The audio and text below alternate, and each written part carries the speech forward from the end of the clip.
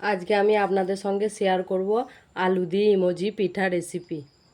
এখানে আমি 5টা আলু নিয়ে নিয়েছি। এবারে প্রথমে আমি আলুগুলোকে কেটে নেব। আমি পাতলা পাতলা করে আলুগুলোকে কেটে নিয়েছি। পাতলা পাতলা আলুগুলোকে কাটলে ভালো তাড়াতাড়ি সিদ্ধ হয়ে যাবে। দেখুন বন্ধুরা, আমি সব আলুগুলোকে এইভাবে কেটে নিয়েছি। এবারে আমি ভালো করে ধুয়ে নেব। আর একটা কড়াইয়ে আমি জল নিয়ে নিয়েছি। এবার এখান থেকে ধুয়ে নিয়ে ভালো করে সিদ্ধ করে নেবো আলু কটাকে। দেখুন বন্ধুরা, আমার আলুগুলো সিদ্ধ হয়ে গেছে। এবারে আমি এর সাহায্যে ম্যাশ করে নেব। দেখুন বন্ধুরা, আমি আলুটাকে ভালো করে ছেনে নিয়েছি। এবার এর সঙ্গে অ্যাড করব পরিমাণ মতো লবণ, আর দিয়ে দেবো 1 চামচ গুঁড়ো লঙ্কা। আমার কাছে যেহেতু চিলি ফ্লেক্স নেই, তাই আমি গুঁড়ো লঙ্কাই ব্যবহার করলাম। আর দিয়ে দেবো 1 চামচ কালো জিরে, 1 চামচ জিরে ধনে গুঁড়ি, আদা রসুন বাটা, আর দিয়ে দেবো 1 বাটি বেসন। আমি একটু সুজিকে মিহি করে গুঁড়ো করে নিয়েছিলাম, সেটাও অ্যাড করব। এটাকে আমি ভালো করে মেখে নেব।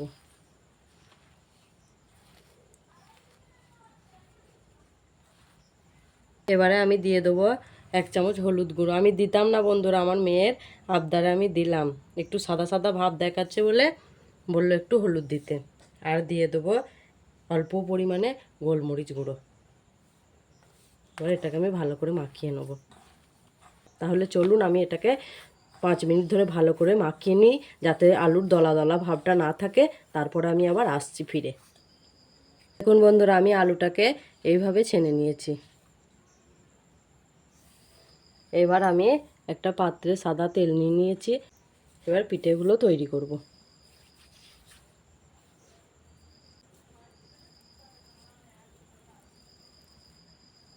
আপনারা এইভাবেও করতে পারেন, আবার রুটির মতো বড় করে বেলেও করতে পারেন।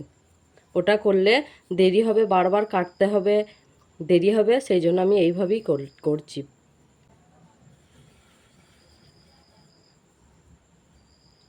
এইভাবে একটু গোল শেপ দিয়ে নেবেন। এবার আমি একটা জুস খাওয়া পাইপ নিয়ে নিয়েছি। এই পাইপের সাহায্যে করব।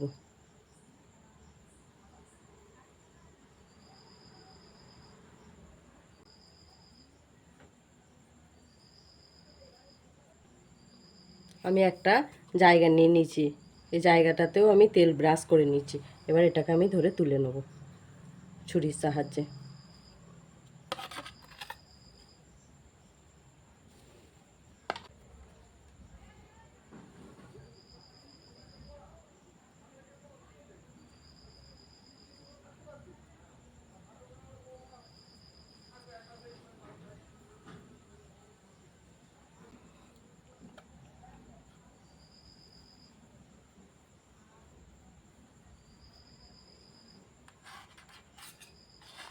তাহলে চলুন বন্ধুরা, আমি সবগুলোকে এইভাবে করে নিই, তারপরে আবার আসছি, নইলে ভিডিওটা অনেকটা বড় হয়ে যাবে। বন্ধুরা, আপনাদেরকে দেখাবার জন্য আমি একটা রুটির মতো বেলে নিচ্ছি। এবার আমি এই কাপটা করে বসিয়ে নেব। বারবার কাটাকুটি ঝামেলা বলে আমি একবারেই করে নিলাম। আপনারা চাইলে এইভাবেও করতে পারেন।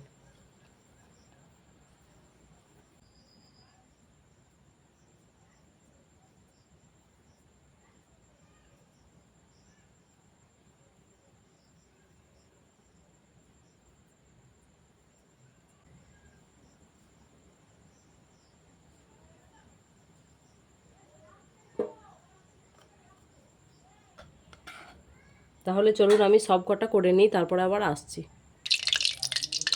দেখুন বন্ধুরা, তেলটা গরম হয়ে গেছে। এবার আমি এক এক করে দিয়ে ভেজে নেব।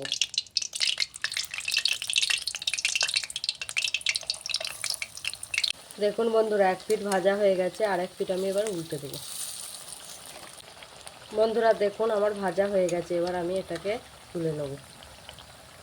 তাহলে চলুন আমি সবগুলোকে এইভাবে ভেজে নিই, তারপরে আবার আসছি। দেখুন বন্ধুরা, আমার ইমোজি পিঠা রেসিপি রেডি। দেখুন কতটা সুন্দর মুচমুচে হয়েছে। দেখুন, দেখেই বুঝতে পারবেন।